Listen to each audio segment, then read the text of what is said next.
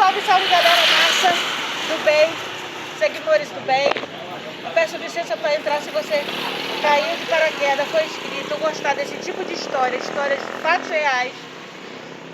Eu peço licença para contar um pouco dessa história. Estando aqui nessa gostosa, maravilhosa cidade da Paraíba, Lagoa Grande, eu não poderia te contar uma das mais lindas histórias.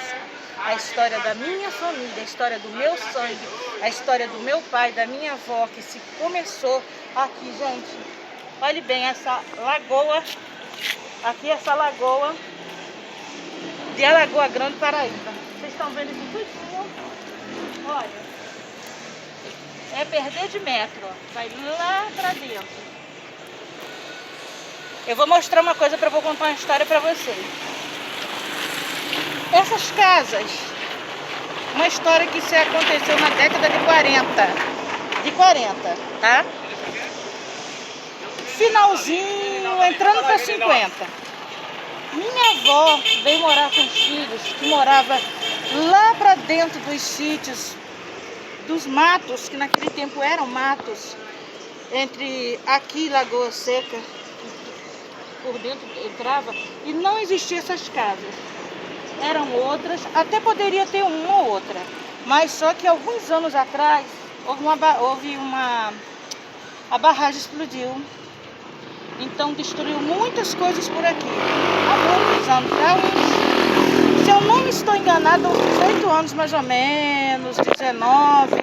Aí então muita coisa permaneceu, foi reformulado, outras coisas foi reconstruído. E claro que uma casa humilde de vila de taipa não poderia se permanecer da década de final 40, 50.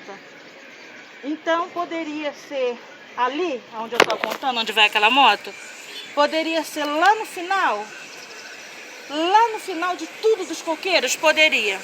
Eu sei que ali naquela vila a minha avó morava com os filhos dela e o meu pai, porque a minha avó, que eu tenho como avó, que eu fui criada como avó, é a irmã mais velha do meu pai, e a mãe dele biológica morreu cedo e morava dentro desse interior. Ela era parteira, a mãe dele biológica, e morava nesse sítio, e ele ia lá visitar ela e e fazer os trabalhos dele com cavalo. Meu pai na rua, no Rio, em Campina Grande, ele era um grande marceneiro, fazia móveis, fazia casas, mas dentro dos brejos, na década de 40, ele foi um grande domador de cavalo bravo.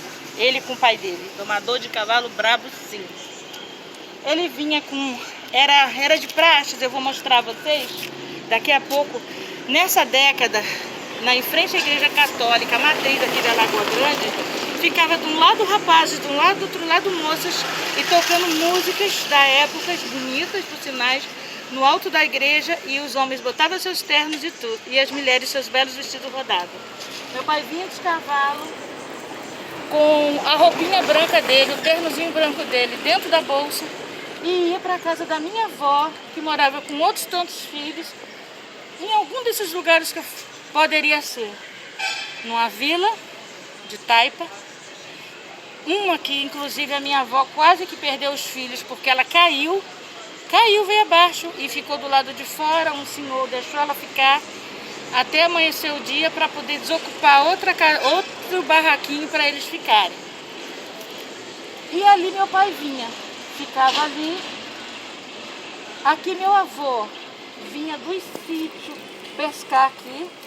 Quando não tinha peixe aqui, ele ia a cavalo, isso é cavalo, para Campina Grande, para o Açude Velho.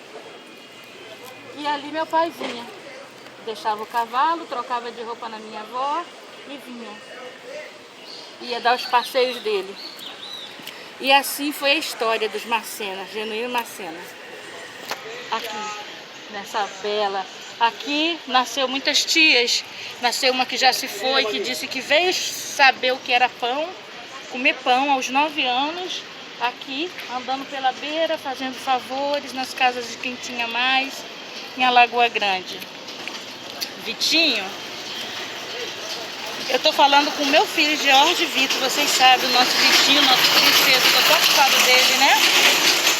Eu dedico a vocês, mas eu dedico a ele um pouquinho dessas entrevistas, porque o meu pai é o ser que até hoje ele chora e ele sente saudade e falta. Então, para o meu filho, um pouquinho da história de seu pai, Romão, do meu pai, tá? Da minha avó, das pessoas que você conheceu, o açude e as histórias de Alagoa Grande, Paraíba. Salve, simpatia.